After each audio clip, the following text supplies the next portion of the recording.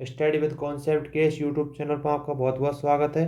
दोस्तों, जैसा कि हमारे द्वारा एक सीरीज चलाई जा रही है, इसी सीरीज को हम आज आगे बढ़ाते हुए सी सेट के टॉपिक है नंबर सिस्टम। इस टॉपिक को आज स्टार्ट करते हैं दोस्तों। नंबर सिस्टम, नंबर सिस्टम इसे हम संख्या पद्धति के नाम से जानते हैं। दोस्तों, इस टॉपिक से लगातार सी सेट पर पिछले 2-3 सालों में 10 से और 15 क्वेश्चन हर साल आ रहे हैं दोस्तों। अब हम इस जो सी सेट के इस सेगमेंट में हम रेफरेंस बुक के रूप में मैथ की जो बुक है RS अग्रवाल उसको ले रहे हैं दोस्तों। तो हम आज स्टार्ट करते हैं नंबर सिस्टम में विभाजकता का नियम। विभाजकता का नियम दोस्तों, विभाजकता के नियम से कई क्वेश्चन आए अभी तक। आपको प्रीवियस क्वेश्चन ईयर के जो क्वेश्चन पेपर हैं उनके हिसाब से आपको बताया जाएगा कि किस प्रकार विभाजकता के नियम से नंबर सिस्टम पार्ट में कितने क्वेश्चन आए दोस्तों। अब से स्टार्ट करते हैं। 2 से विभाजित होने वाली जो संख्या है उनका नियम क्या है। यदि किसी संख्या का इकाई का अंक 0, 2, 4, 6, 8 में से कोई हो तो यह संख्या 2 से पूर्णतः विभाजित होगी। एग्जाम्पल के रूप में देखते थे दोस्तों। ये जैसे दे रखा है 97,532, तो इसमें इकाई का अंक 2 है, देख लो दोस्तों।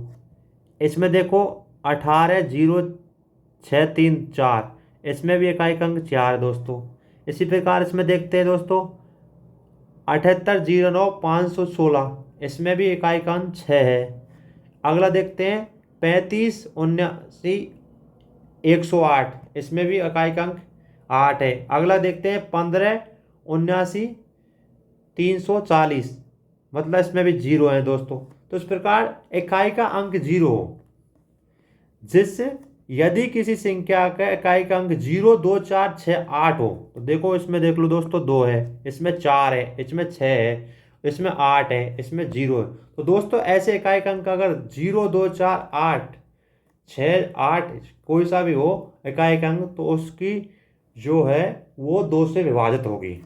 तो दोस्तों 2 का नियम यही कहता है कि इकाई का अंक 0, 2, 4, 6, 8 हो तो वो 2 से विभाजित होगी। हमको देखना ही नहीं है, केवल इकाई का अंक देखना है दोस्तों पीछे का। तो इस प्रकार दोस्तों 2 का नियम ये हो गया। अगला है 3 से विभक्त होने वाले के नियम क्या होते हैं।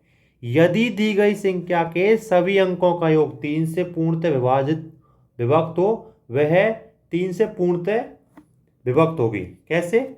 इसमें दे रखा है दोस्तों 75,684, तो हम इनके अंकों का योग जोड़ेंगे 7 + 5 + 6 + 8 + 4।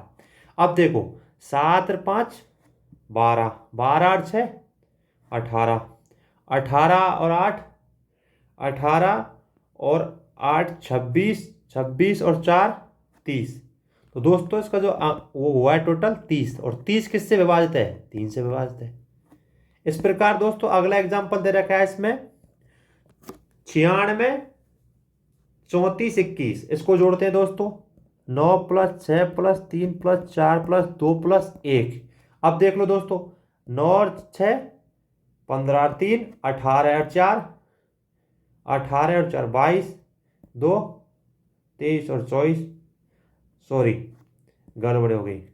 अब इसमें दोबारा देखते हैं, दोबारा गिनते हैं 9 + 6 + 3 + 4 + 2 + 1, 9 और 6 15, 15 और 3 18, 18 और 4 22, 22 और 2 24, 24 और 1 25।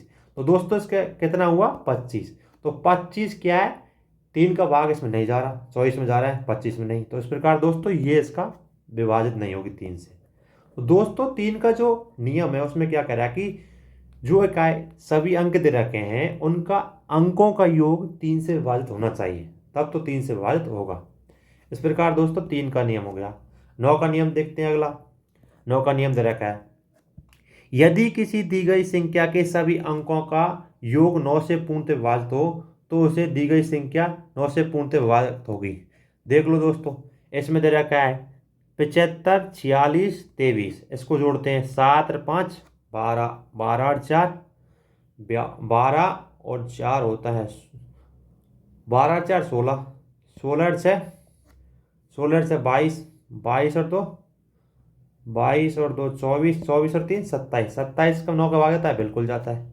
अगला देखते हैं दोस्तों 37, 56, 93। तो देखो दोस्तों 7 और 3, 3 और 7 10, 10 5 15, 15 और 6 21, 21 और 9 30, 30 और 3 33, 33 में 9 का भाग बिल्कुल नहीं जाता दोस्तों। इस प्रकार 9 का पूर्णतः विभाग नहीं है। मतलब 9 में भी जो 9 जो है नियम 9 का, उसमें क्या है कि उसमें भी सभी अंकों को जोड़कर जो योग आता है उसमें 9 का भाग जाना चाहिए, तब तो 9 का भाग जाएगा। अगला देखते हैं 5 से विभक्त का नियम। 5 से विभक्त का नियम क्या है? यदि किसी दी गई संख्या की इकाई के अंक 5 अथवा 0 हो तो 5 से पूर्णतः विभक्त होगी। अब देख लो दोस्तों इसके बारे में, संख्या दे रखी है उसकी इकाई का अंक 5 हो या 0 हो। तो इसमें दे रखा है 86,735। तो देख लो इकाई का अंक कितना है 5, 68,730 तो इकाई का अंक 0। तो दोस्तों इकाई का अंक 0 और 5 होना चाहिए, तब 5 से विभक्त है। और 2 के नियम में क्या बोला? 0 2 4 6 8 इनसे विभक्त होना चाहिए, जबकि 5 के नियम में क्या बोला है? 0 और 5 इकाई का अंक होना चाहिए। तो इस प्रकार दोस्तों ये 5 का नियम हो गया। अगला 4 का नियम देखते हैं कि कोई दी गई संख्या 4 से विभक्त तभी होगी जब इसके दाहिनी और इकाई अंकों से बनी संख्या 4 से पूर्णतः विभाजित है। देख लो दोस्तों एग्जाम्पल देखते थे 97, 81, 32 लीजिए। अब इसमें देख लो दोस्तों 32 क्या है? इकाई के अंक है, जो इकाई का अंक 32 है। मतलब इकाई दाहिनी और इकाई के अंकों का जो बनी संख्या 32 है। इसमें यही बोला है दाहिनी और इकाई। दाएं देखो इकाई का अंक एरिया 2 और दाएं का अंक 3, तो ये 32 हो गया। टोटल क्या हो गया? 32 इकाई और दाएं। अब इसमें क्या 4 से विभक्त है? तो बिल्कुल विभक्त है 32 8 से। अगला देखते हैं दोस्तों 54। मतलब क्या है? 54 ये दे रखा है, जैसे ये इकाई का अंक ये दाएं का अंक। अब 54 4 से विभक्त नहीं है, तो इस प्रकार 4 से इसके विभाजन नहीं है। मतलब इकाई और दाई का अंक होना चाहिए। इकाई और दाई का अंक इसमें देखो, जैसे इकाई का अंक दाई का अंक पीछे से गिनते हैं हम, तो इकाई का अंक 3 और 2 बना कितना? 32, तो ये तो विभक्त है। इसमें देखो 54 बना 54 है, इकाई और दाई, तो ये 4 से विभक्त नहीं है। इस प्रकार दोस्तों इकाई और दाई का अंक 4 से विभक्त होना चाहिए, तब जाके वो 4 से विभाजित होगी। अगला देखते हैं दोस्तों 8 से विभक्त का नियम। कोई दी गई संख्या 8 से विभक्त तभी होगी जब उसके सैकड़े दाहिनी और इकाई के अंकों से बनी संख्या 8 से पूर्णतः विभक्त हो। दोस्तों अभी हमने देखा ये इकाई है, फिर अगला दाई है और तीसरा सैकड़ा। इकाई दाई सैकड़ा ऐसे चलते हैं पीछे से। तो इसमें बोला है सैकड़े दाई और इकाई अंकों को देखिए, तो इकाई दाई सैकड़ा 416, इकाई दाई सैकड़ा ऐसे देखो। ये क्या 8 से विभक्त है? तो ये 8 से विभक्त है, बिल्कुल विभक्त है दोस्तों, क्योंकि 8 8 5 40, 1 16, 8 दूनी 16, 8 5 40। तो ऐसे दोस्तों ये तो 8 से विभक्त है। अगला देखते हैं 11 से नियम। 11 से नियम के क्वेश्चन काफी आते हैं दोस्तों, ऐसे देखते हैं इसमें।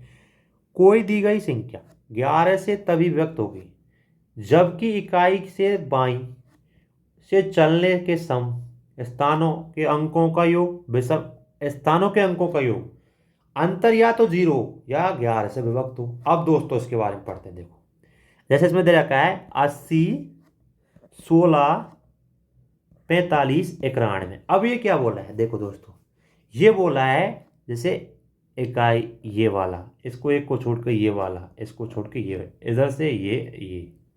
देखो दोस्तों दो बार देखते हैं 80, 16, 45, 91। इसमें क्या बोला है? देखो 11 के नियम देख लो एक बार। 11 के तभी होगा जबकि इकाई से बाईं की ओर चलने पर सम अंकों का योग विषम अंकों का योग 0 या तो अंतर 0 हो या फिर 11 से विभक्त हो। अब इसको देख लेते हैं। देखो ये विषम, देखो विषम, एक के बाद तीन, तीन के बाद पाँच, पाँच के बाद ये कितना है लास्ट में, ये एक दे रखा है दोस्तों। आप देख लो, इधर से देख लो, देख लो दोस्तों, ये देख लो, एक बार देख लो, ऐसे ही ऐसे करके देखो। अब इसमें दे रखा है, देखो दोस्तों, ये देख लो, इसमें दे रखा है, ये देखो, नौ चार, नौ के बाद चार दे रखा है, चार के बाद एक दे रखा है, एक के बाद आठ दे रखा है, ऐसे दे रखा है दोस्तों। इसमें इसको जोड़ा और इसको अगले को, इसको इसको इधर से जोड़ा, तो इसमें दे रखा है, देखो ऊपर से देख लो आप एक बार, देखो ये एक के बाद पाँच, पाँच के बाद छः, ऐसे ही दे रखा है, ऐसे जरूर रखा है दोस्तों। इस प्रकार उनका सम का और उनका विषम का दोनों का जोड़ा, 22 और ये 12 आए, 10, और 10 क्या है, अंतर आया, 10 इससे विभक्त नहीं, तो इस प्रकार दोस्तों ये विभक्त नहीं है। अगला देखो दोस्तों, ये देखो, देखो जैसे 23, 69, 70, 69। अब देखो दोस्तों, इसमें देखो ऐसे दे रखा है, देखो 0, 9, 0, फिर 9, फिर 3, ऐसे दे रखा है। इनको जोड़ा, 9, 0, 9, 3, ऐसे ही इधर को जोड़ा, देखो दोस्तों 6, 7, फिर 6, फिर इधर 2, ऐसे जोड़ा, इसको जोड़ा, तो इधर ये जोड़ने पर 21 आए और ये जोड़ने पर 21 आए, घटे 0। और इसमें क्या बोला कि अंतर या तो 0 होना चाहिए या फिर 11 से पूर्ण विभक्त होना चाहिए। तो इस प्रकार दोस्तों ये तो विभक्त होगा, मतलब सम संख्या ऐसे करके, इधर विषम संख्या ऐसे करके, ऐसे निकालना है दोस्तों। ऐसे अगला 7 का नियम देखते हैं दोस्तों। अब 7 के नियम में क्या दे रखा है, यदि इकाई का अंक को छोड़कर शेष बची संख्या में से इकाई अंक को दुगने को घटा देने के बाद बची संख्या 7 से विभक्त होगी। अब देखो दोस्तों, इसमें दे रखा है जैसे 882। अब क्या बोला है वो बोल रहा है जो ये संख्या दे रखी है ना, इकाई के अंक से छोड़ के ये 88 दे रखा है, जैसे इकाई अंक का 2 हटा दिया हमने, तो इकाई का अंक के दोगुना करो, दोगुना कर दिया 4। अब 88 में से 4 घटा तो 84। अब ये यदि 7 से विभाजित तो विभाजित होगा, तो इस प्रकार ये 7 से विभाजित है। तो ऐसे दोस्तों इस प्रकार इसका 7 का नियम है। अब दोस्तों ये हमने जो क्वेश्चन किए हैं विभाजकता के किए हैं आज, और विभाजकता का नियम पढ़े, 2 का पढ़ देगा, जैसे ऊपर से देखते हैं हम, 2 का नियम, 3 का नियम, 9 का नियम, 5 का नियम, 4 का नियम, फिर 8 का नियम, फिर 11 का, फिर 7 का। दोस्तों आज हमने यही पढ़े। अब दोस्तों इनके हम प्रीवियस क्वेश्चन पेपर देखते हैं, 2019 वाले को पेपर को लेते हैं कि इनसे क्वेश्चन कैसे आए दोस्तों। तो अब हम 19 के पेपर को देखते हैं, एक मिनट देखो दोस्तों। जैसे ये दे रखा है 19, ये दे रखा है 19 का पेपर दोस्तों, और 19 के पेपर में 2 क्वेश्चन आए हैं इनसे। अब 19 का पेपर खुल रहा है दोस्तों, ये PDF आई है आपके सामने। अब देखो दोस्तों, ये 60 नंबर का क्वेश्चन देखते हैं, ये इसी टॉपिक का क्वेश्चन है। 60 नंबर का जो क्वेश्चन दे रखा है ये इसी टॉपिक का है, विभाजकता के नियम को लेकर है। अब देखो एक बार पढ़ो आप, ये प्रीवियस क्वेश्चन है 2019 का जो पेपर लगा था CSET का, उसका क्वेश्चन है। तो दोस्तों ये संख्या दे रखी है, ये संख्या दे रखी है 136। फिर कह रहा है कि इसमें से ये जोड़ो 5B7 को जोड़ने पर प्राप्त योगफल, योगफल क्या आया है 7, 1 और 3, 7A और 3 आया है, जहां A और B पूर्ण संख्याएं। जो A दे रखा है ये वाला, एक बार दिखा देता हूं आपको दोस्तों।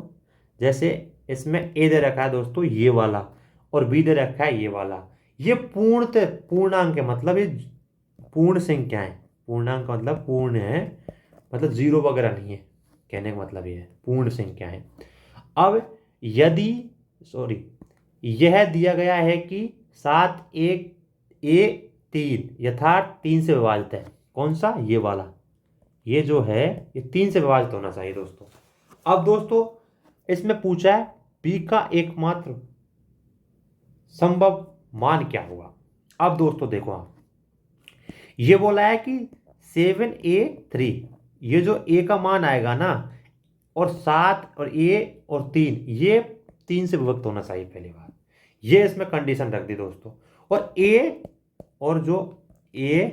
और B जो है ये पूर्णांक संख्या है, ये भी दे रखा है दोस्तों। अब देखो हम कैसे निकालते हैं ऐसे क्वेश्चनों को। अभी हमने 3 का नियम पढ़ा था। अब देखो दोस्तों 6 और 7 13, 3 हैसिल लगी 1, ये तो आपको पता है।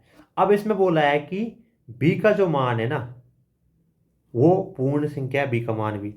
अब दोस्तों ए का मान क्या है, ए का मान ऐसा रखो, मतलब बी का मान ऐसा रखो कि ए का मान आने पर ये पूर्ण मतलब 3 से विभाजित हो जाए ये संख्या। तो दोस्तों एक तो हैसिल लगेगी, 3 यहाँ पे है। तो दोस्तों इधर देख लेते हैं एक बार, ये 1 और 5। अब 1 और 5 6 होते हैं, जबकि इसमें दे रखा है 7। तो ये तो कन्फर्म हो गया कि इधर एक कोई हासिल रहेगी। तो दोस्तों इसमें देखते हैं हम 3 3, अब एक इसकी हासिल होगी तो 4। अब 4 4 के बाद दोस्तों हम 5 नहीं कर सकते, 4 5 कितने हो गए देखो, 3 एक हैसिल होगी तो ये 4 हो गए, मान लें ये 4 हो गए ना। अब इसमें हैसिल कर दी, 5 नहीं कर सकते, 6 देखते हैं तो 0 आता है, और 0 आएगा तो ये क्या है 3 से विभक्त नहीं होगा नीचे वाला जो है। अब हम 7 करते हैं तो 11, फिर 3 से नहीं है। 8 करते हैं दोस्तों देखो, 8। अब 8 जैसे हमने बी का मान 8 किया, यहाँ बी का मान लें 8 रखा, और ये क्या है 3 तो ये है ही है, एक इधर से ली तो ये क्या है 4 हो गया। 8 और 4 12, 12 का 2 का ऐसे लगी 1, 5 और 1 6, 6 5 और 1 6, और एक हैसली ये 7। अब क्या 72 3 मतलब 723 आया दोस्तों। अब क्या हमने क्या किया, इसमें 3 का भाग दिया, क्योंकि यही बात तो बोली थी इसमें। इसमें पहले क्या था, पहले ये था दोस्तों, पहले क्या था, ये था ये। अब क्या है दो मतलब 72 3 मतलब 723 आ गया। अब ये 3 से विभक्त है कि नहीं है देख लो, 3 दूनी 6, ऐसे बता देता हूँ एक बार, 12 4 बार गया, फिर 3 एकम 3 241। तो दोस्तों इस प्रकार क्या 3 का जो भावाभाजकता का नियम था वो हमने ऐसे निकाला। फिर से दोस्तों इस क्वेश्चन को दोबारा बताते हैं, आपको समझ में नहीं आया होगा मुझे पता है, थोड़ा मैंने जल्दी कर दिया। ये दे रखा है, इसमें ये दे रखा है, और ये दे रखा है इसका योग। अब दोस्तों अब देखो, आप आराम से देखो एक बार, ये क्या कह रहा है, क्वेश्चन को पूरी तरह से पढ़िए एक बार। तो मैंने थोड़ा जल्दी कर दिया, अब थोड़ा बार करते हैं दोस्तों। संख्या दे रखी है 136 को, ये दे रखा है इसको जोड़ना है, और प्राप्त योगफल ये दे रखा है 7A3, और ए और बी पूर्ण संख्या है। यह दिया गया है कि 7A3 जो 7A3 है यह 3 से पूर्णतः विभाजित है, मतलब 3 का भाग जाना चाहिए। अब दोस्तों हम देखो 6 और 7 दे रखा है, 6 और 7 13, ऐसे लगी 1, 6 और 7 13, ये तो हो गया। अब क्या है 3 के बाद ये क्या हासिल हो जाएगी, तो ये हो जाएगी 4। अब दोस्तों हम क्या कह रहे हैं कि ऐसी संख्या ढूंढो जिस पे योग करने पर ये जो संख्या आएगी इसके समेत जो 7 3 और 1 का मान है, ये तीनों ये एक 3 से पर उन्हें विभाजित होनी चाहिए। अब दोस्तों देखो इधर हम देखते हैं तो 1 और 5 6 हो गए, और 6 1 और 5 6 हो गए, और 6 इधर से एक हैंसल आएगी तभी 7 हो पाएगा। अब दोस्तों ये 3 एक तो 4 हो ही गया। अब इसमें बी का मान देखो, बी का मान लो हमने ऊपर 4 था, बी का मान लो 5 किया तो 9 हो गया। अब 9 में हैंसल लगने दी, अब देखो 6 किया 10, पर 10 करने पर ये 7 0 3 हो जाएगा, और इसमें 3 का भाग नहीं जाता। अब 7 कर लेते हैं, अब क्या होगा 7 1 3 हो जाएगा, अब भी नहीं जा रहा दोस्तों। अब क्या हम इसको 8 कर लेते हैं, अब क्या हो गया ये 12 का 2 मतलब 723, क्योंकि हमने ये 3 की जगह 3 ऐसे लगी 1 4 हो गया, इसमें हमने 8 रख दिया, 8 4 12, 12 का इसका 2, और 5 1 6, 6 1 7, और 723 में 3 का भाग बिल्कुल जा रहा है। तो दोस्तों इस प्रकार इसका जो आंसर निकल के आया, इसका आंसर निकल के आया कि बी का मान एकमात्र 8 होगा दोस्तों। इसी प्रकार दोस्तों ये कितना है 60 नंबर क्वेश्चन, इसी में एक 75 नंबर का क्वेश्चन और है, वो भी इसी विभाजकता के नियम से होगा दोस्तों। देखते हैं एक बार, देखो ये दे रखा है, आप देख लो, आप आराम से देखो। इसमें दे रखा है 8 अंकों की एक संख्या है, दे रखा है 42 52 74 46 बी को 3 से भाग देने पर शेषफल 0 रहता है। बी के कितने मान संभव है, कितने मान संभव है। अब दोस्तों इनको जोड़ते हैं, 42, 52, 74, 6 और बी। अब दोस्तों देख लो, एक बार जोड़ते हैं, 4 + 2 6, 5 + 2 + 7 + 4 + 6। देखो 4 + 2 4 2 6, 6 और 5 11, 11 और 2 11 और 2 13, 13 और 7 20, 20 और 4 24 और 6 कितना हो गया दोस्तों, 30 प्लस बी। अब क्या दे रखा है कि 3 से विभक्त होना चाहिए, कितने मान संभव है।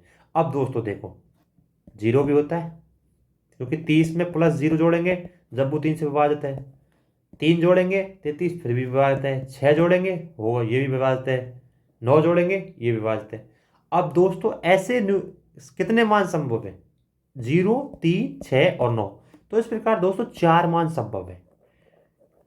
जब 0 आएगा, शेषफल 0 आना चाहिए ना, तो 4 मान संभव है दोस्तों। इस प्रकार दोस्तों इसका आंसर सी होगा 4 मान। ये भी विभाज्य नियम से, ये 2019 के 2 क्वेश्चन आए थे। 2020 का पेपर लेते हैं दोस्तों, इसमें भी ऐसे ही क्वेश्चन आए थे विभाज्यता के नियम को लेकर। क्वेश्चन संख्या 16, क्वेश्चन संख्या इसमें 16 है। अब दोस्तों देख लो, ये भी आ गया क्वेश्चन। अब क्वेश्चन संख्या जो 16 है ना, ये देखते हैं एक बार। इसमें दे रखा है दोस्तों वही क्वेश्चन ऐसा ही, एक बार रुको दोस्तों, ये दे रखा है दोस्तों, इसमें दे रखा है, एक बार देख लो कि ये दे रखा है संख्या A3BC और ये दे रखा है DE2F अपॉन ये दे रखा है 20951। ये दे रखा है दोस्तों, ये जो दे रखा है इस प्रकार दे रखा है दोस्तों। ये पहले का क्वेश्चन था, 3 वाला क्वेश्चन, ऐसा ही सेम क्वेश्चन है। अब दोस्तों इसका कलर बदल लेता हूँ, 1 मिनट रुको दोस्तों, थोड़ा आराम से बता रहा हूँ दोस्तों, जल्दी नहीं करने वाला। हाँ देखो, अब इसमें क्वेश्चन देखो कि माना कि A3BC और DE2F 4 अंकों की संख्या है, जहां प्रत्येक वर्ण 3 से बड़े भिन्न अंक दर्शाता है। जो भी अंक आएंगे, ये C का मान, F का मान, ये सब 3 से बड़े होने चाहिए।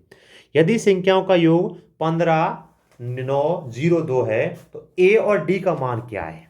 तो दोस्तों पहली बात तो ये C और F दे रखा है, जैसे इसमें C और F दे रखा है, उसके बाद 2 दे रखा है, तो ये तो कन्फर्म है कि C और F का मान जो भी होगा लेकिन उसका योग में 2 अंक जरूर आएगा। और ये भी दे रखा है कि 3 से बड़ी होनी चाहिए संख्या है। तो दोस्तों जैसे मान ले C का मान हम 4 रख लेते, मान लेते हैं क्योंकि 3 से बड़ा रखना है। अब क्या मान रखें कि 2 आए। अगर F का मान लो मैं रखता हूं 4 तो 8 होगा योग जो होगा इसका, क्योंकि 4 और 4 8 होगा। अगर मान लो मैं इस F का मान 5 रख लेता हूं तो 9 होगा ये इसका योग, और ये भी संभव नहीं क्योंकि 2 आना चाहिए। 5 के बाद मैं 6 रख लेता हूं तो 4 और 6 10, ये भी नहीं है दोस्तों। 6 के बाद 7 रख लेता हूं तो 7 4 11, ये भी नहीं है। अब क्या मैं 8 रखता हूं, तो जैसे ही मैंने C का मान मतलब F का मान 8 रखा तो 2 आ गया और हाथ से लगी 1। तो दोस्तों C का मान क्या आ गया 4 और F का मान क्या आ गया 8, तब जाके ये 2 आ गया। अब ये बात तो कन्फर्म है, 2 आ गया तो 12, मतलब 4 और 8 12, ऐसे लगी 1 और 2 ये दे रखा है, 2 ये दे रखा है और हैंसल ये, तो 3 तो ये हो गया, 2 प्लस 1 जुड़ जाएगा क्योंकि हैंसल लेना इसका। अब क्या है दोस्तों, ये जो बी है, अब इसका नाम, इसका जो मान है, इसका मान भी दोस्तों, इसका मान भी हमको 3 से ऊपर लेना पड़ेगा। अब मान ले हम 3 से ऊपर लेते हैं दोस्तों, अब मान लेते हैं हम इसका मान 4 लेते हैं, बी का मान लो मैं 4 लेता हूं और ये दोनों का मान क्या 3 हो जाएगा, 2 और 1 3 है आंसर का। अब क्या है कि 3 तो ये हो गया, अगर मैं बी का मान 4 रखूं तो 2 3 1 3 4 7, तो ये 0 नहीं आने वाला क्योंकि 0 आना चाहिए। अगर मैं मान लो 5 रख लेता हूं, इसका मान अगर 5 रख लेता हूं, 5 और 3 8, 0 नहीं आएगा। 6 रख लेता हूं, 6 और 3 9, ये भी नहीं आएगा।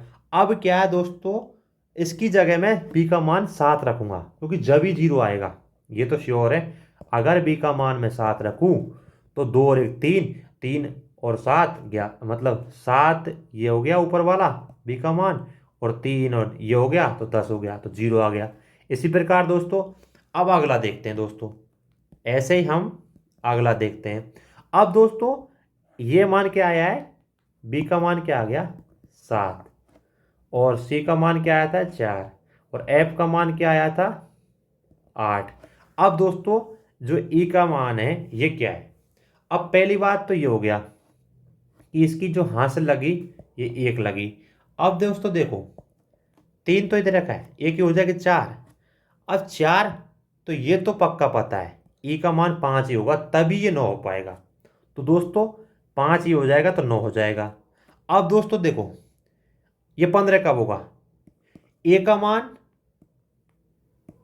मान ले 9 रख लेते हैं, और अगर डी का मान 6 रख लेते हैं। अब क्या है कि हमने जो जितनी भी संख्या रखी थी 4 5 6 7 8, इसमें 2 संख्याएं बच गई 9 और 6, और 9 और 6 कितना होता है 15। तो दोस्तों ए का मान कितना हो गया 9, और डी का मान कितना हो गया 6।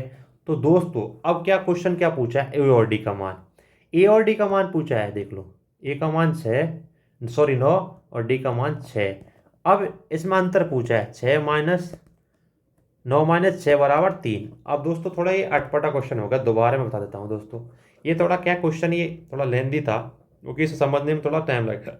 एक बार दोबारा लिख लेता हूँ दोस्तों, आराम से करेंगे जो भी क्वेश्चन करेंगे हम, पर वो क्वेश्चन समझ में आने चाहिए। पहली बात ये दे रखा है, ये दे रखा है, ये दे रखा है, और ये इसका जो नीचे दे रखा है, एक बार बता देता हूँ दोस्तों,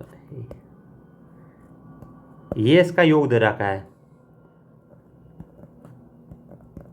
अब देखो इसमें दे रखा है कि जो भी संख्या है ना ए बी सी, जो भी संख्या है 3 से बड़ी होनी चाहिए।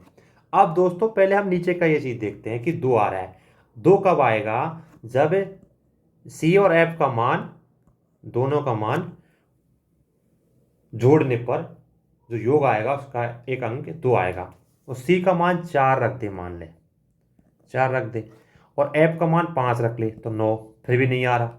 ऐसे ही करके दोस्तों 4 के बाद एफ का मान 8 मतलब 5 कर लेते हैं, जब भी नहीं आया 6 कर देते हैं, 10 आएगा फिर भी नहीं आएगा 2, 7 कर देते हैं 11 फिर भी नहीं आ रहा 2, 8 कर लेते हैं तो 12 फिर 2 आ रहा है दोस्तों। इस प्रकार दोस्तों सी का मान क्या हुआ 4, और एफ का मान क्या हुआ 8, तो 12 हो गया। अब एक हैंसल लग गई। अब क्या है दोस्तों 2 और हैंसल 1 3। अब क्या बी का मान ऐसा रखोगे 0 आए।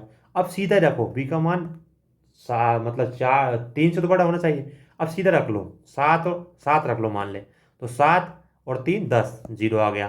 तो बी का मान क्या आया है 7 आ गया। अगला देखो दोस्तों, एक हैंसल लग गई, मतलब सॉरी 7 हो गया, तो देखो दोस्तों हैंसल लग गई, सॉरी 1 हो गया।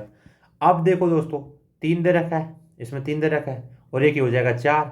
अब 4 के बाद क्या आना चाहिए, 4 के बाद क्या आना चाहिए कि 9 हो जाए, 4 और 5, ई का मान 5, जो ई का मान है ये 5 आ गया, ई का मान 5 आ गया।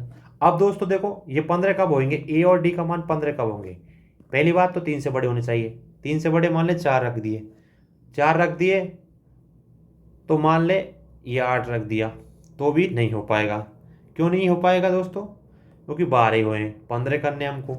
अब दोस्तों देख लो एक बार, 4 कर दिया हमने 3 के बाद, 5 कर दिया, 7 कर दिया, 8 कर दिया। अब दोस्तों बचा कौन सा, 6 बचा, 6 के बाद ये 9 बचा, 2 ही बचे हैं, केवल 2 ही बचे हैं, क्योंकि हमने बोला है कि 3 से बड़े होने चाहिए। 2 बचे तो मान लें ए का मान 6 कर देते हैं, और बी का मान 9 कर देते हैं, और 6 और 9 15, 15 दे रखा है, तो ये इस प्रकार ये आंसर आ गया। अब क्या है, मैंने ए का मान क्या रखा है, ए का मान 6 रखा है, और डी का मान क्या रखा है, डी का मान मैंने क्या रखा, सॉरी ए का मान मैंने 9 रखा है, ए का मान 9 रखा है, और डी का मान 6 रखा है। अब ए का मान 9 रखा है और डी का मान 6 रखा है, ये आ गया। तो इसी को घटाना है, मतलब अंतर क्या है, ए माइनस डी बराबर 9 माइनस 6 बराबर 3। दोस्तों इसका आंसर निकल के आ जाती है। दोस्तों ये क्वेश्चन थोड़ा टफ था, लेकिन क्या है कि जब हम प्रैक्टिस करेंगे और भी क्वेश्चन लाएंगे दोस्तों, तो ये सीधे हो जाएंगे। आप जब इनके नियम पढ़ेंगे विभाज्यता के, तो इस प्रकार दोस्तों इसका आंसर सी निकल के आया। अगला क्वेश्चन दोस्तों ये है 30 नंबर का क्वेश्चन है। एक बार देख लेते हैं इस क्वेश्चन को भी, ये भी सीधा सा क्वेश्चन है। 30 नंबर, हाँ हाँ ये रहा दोस्तों। ये ऐसे क्वेश्चन 2020 में 2022 में कई बार आ चुके हैं। अब देखो, ये ऐसे इनडायरेक्ट रूप से मतलब भाजकता के नियम से तो नहीं है, पर एक बार हम इसे देख लेते हैं। दो संख्याओं के संबंध में दो कथन S1 और S2 दिए गए हैं और उनके उपरांत एक प्रश्न दिया गया है। अब दोस्तों देखो, उनका गुणनफल 21 होना चाहिए, कोई कथन S1 दे रखा है, और योगफल 10 होना चाहिए। वे दोनों संख्याएं क्या हैं? अब संख्या क्या है हमको पता नहीं है, लेकिन एक आइडिया हम लगा ही सकते हैं कि 7 + 3 10 होता है। आइडिया लगा रहे हैं हम, 7 × 3 21 होता है। अब दोस्तों देखो, निम्नलिखित में से कौन सा उपयुक्त कथनों में प्रश्न को सही उत्तर देता है? एक दे रखा है S1 अकेले ही प्रश्न का उत्तर देने के लिए पर्याप्त है। बी दे रखा है S2 अकेले ही प्रश्न का उत्तर देने के लिए पर्याप्त है। सी दे रखा है कि दोनों कथन S1 और S2 एक साथ प्रश्नों का उत्तर देने के लिए पर्याप्त है, किंतु न तो अकेला S1 और न ही अकेला S2 प्रश्न का उत्तर देने के लिए पर्याप्त है। अगला दे रखा है S1 और S2 एक साथ प्रश्न का उत्तर देने के लिए पर्याप्त नहीं है। तो दोस्तों जैसा कि आपको पता ही है कि हम जब इस संख्या कर रहे हैं कि 7 और 3 10 होता है योगफल, 7 × 3 21 होता है। तो दोस्तों ये बात तो आपको समझ में आ गई होगी, पहला कथन S1 और S2 यदि दोनों संख्याएं दोनों कथन एक साथ होंगे तभी इसका उत्तर निकल कर आएगा, क्योंकि एक संख्या से कभी 21 कभी नहीं आएगा, ना ही कभी योग 10 आ पाएगा। तो दोस्तों इसी प्रकार इसका जो कथन है सी, यह आंसर होगा कि दोनों कथन S1 और S2 एक साथ प्रश्न का उत्तर देने के लिए पर्याप्त है, किंतु न तो अकेला S1 और न ही अकेला S2 प्रश्न देने के जो प्रश्न का उत्तर देने के लिए तैयार नहीं है दोस्तों। इस प्रकार दोस्तों इसका जो आंसर होगा ये सी हो पाए। अगला क्वेश्चन जो है 32 क्वेश्चन है। अगला क्वेश्चन ये भी विभाज्यता के नियम से है दोस्तों, क्योंकि विभाज्यता का 2 का नियम पढ़ा, 3 का नियम पढ़ा, 6 का नियम पढ़ा, हमने जितने भी नियम पढ़े। अब देखो कथन दे रखा है इसमें भी कि सभी संख्याएं 2 से विभाज्य हैं और सभी संख्याएं 3 से विभाज्य हैं। अब देखो निष्कर्ष क्या है, तो सभी संख्याएं 3 6 से विभाजित होंगी, तो ये बात तो सही है। जैसे मान ले 2 4 2 4 6 8 10, 3 6 और 3 6 3 का 12 देख लो, 3 6 9, ये दे रखा है 12 15। तो देखो ये क्या दे रखा है, 2 से विभाज्य है बिल्कुल, 3 से विभाज्य है बिल्कुल, सभी संख्या 6 से विभाज्य है, ये बात तो सही है। क्योंकि 2 और 3 से जो भी संख्या विभाज्य होंगी 2 से विभाज्य है। देखो 2 से विभाज्य है 4 6 8 10 12। अब देखो 3 से विभाज्य, देखो 3 6 9 12 15 18। अब देखो दोस्तों 6 है इसमें भी 6 है, 12 है इसमें भी 12 है, 2 के पार्ले मारा है 6, 2 ये इसके 3 के पार्ले मारा है। ये बात तो सही होगी, 2 और 3 से जो विभाज्य है वो 6 से विभाज्य है। अब ये क्या दे रखा है कि सभी संख्याएं 4 से विभाज्य, तो दोस्तों कैसे हो सकती हैं? 4 का नियम अलग होता है, 4 की संख्या अलग होती है, जैसे 4 8 12 16। अब देखो 3 से 3 6 9, अब 3 से विभाज्य नहीं दोस्तों, क्योंकि 4 से विभाज्य हैं पर 3 से नहीं है। तो इस प्रकार 2 और 3 विभाज्य होंगी, वो 6 से तो विभाज्य होंगी, लेकिन 4 से विभाज्य बिल्कुल नहीं होंगी। तो दोस्तों इस प्रकार इसका जो आंसर निकल के आएगा, इसका आंसर निकल के आएगा ए। इस प्रकार दोस्तों हमने प्रीवियस क्वेश्चन के हिसाब से आंसर निकाल के आपको बताए हैं, और हम पे यदि कोई क्वेश्चन में थोड़ा आपको समझने में कठिनाई आई तो दोस्तों आप क्वेश्चन कमेंट बॉक्स में आप बता सकते हैं अपना फीडबैक, कि हम और क्या कोशिश करें कि आपको इस सीसेट को एक जो अपनी कठिनाई है सीसेट फेल होने का एक फोबिया है ये हटे।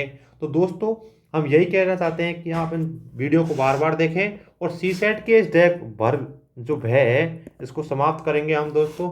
इसी प्रकार दोस्तों इस वीडियो को हम यहीं समाप्त करते हैं, और नंबर सिस्टम का अभी अगला पार्ट, ये कई वीडियो आएंगी, ये अगला पार्ट हम अगली वीडियो में ला के बताएंगे।